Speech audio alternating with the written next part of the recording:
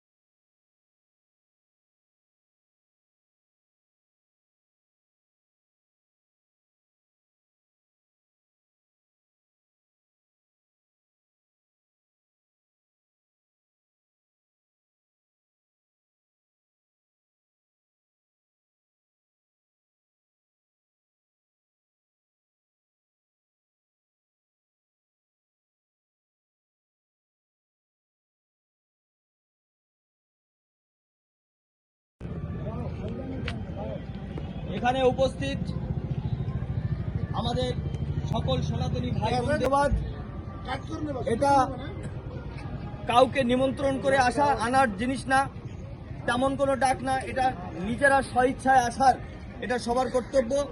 এবং আজকে আপনারা যে এখানে উপস্থিত হয়েছেন আপনাদেরকে অশেষ ধন্যবাদ।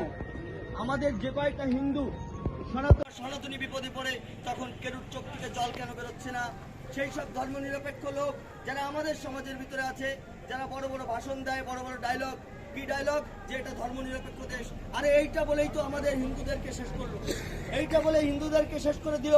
তাই আজকে ভারত সরকারের কাছে, মোদিজির কাছে, অমিত শাহজির কাছে, আমাদের রাজনাথ সিং এর কাছে, আমাদের সমগ্র এই আন্দামানের, আমাদের এই হরিনগর যে কনস্টিটিউয়েন্সি, এখান থেকে আমাদের এটা ডিমান্ড, আমাদের এটা দাবি যে আমাদের সনাতনের আমাদের মাথা যত নত না হয় আজের বদলা আমাদের চাই।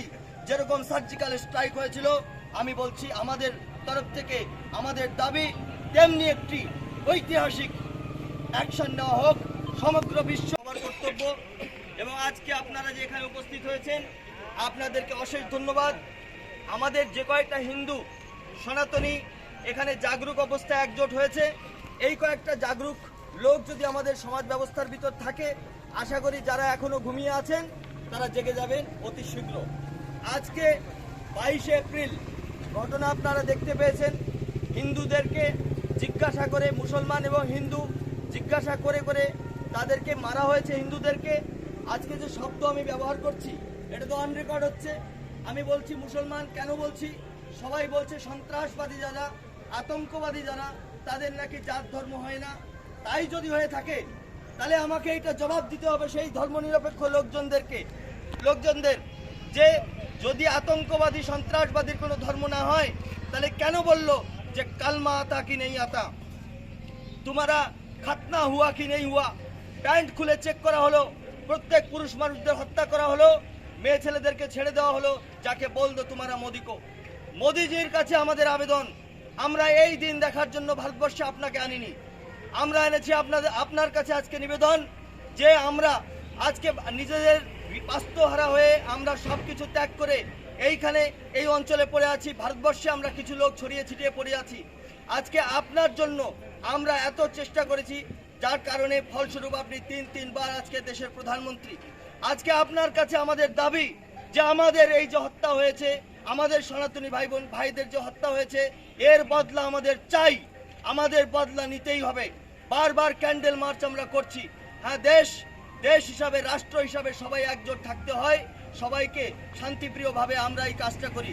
কিন্তু কেন শুধু আমরাই কেন ক্যান্ডেল মার্চ করব? আরো তো অন্যান্য সম্প্রদায়ের ভিতরে অনেক লোক আছে যারা মানুষের যখন গাজা ইসরায়েল অ্যাটাক হয় তখন গাজার লোকেদের জন্য তাদের চোখ থেকে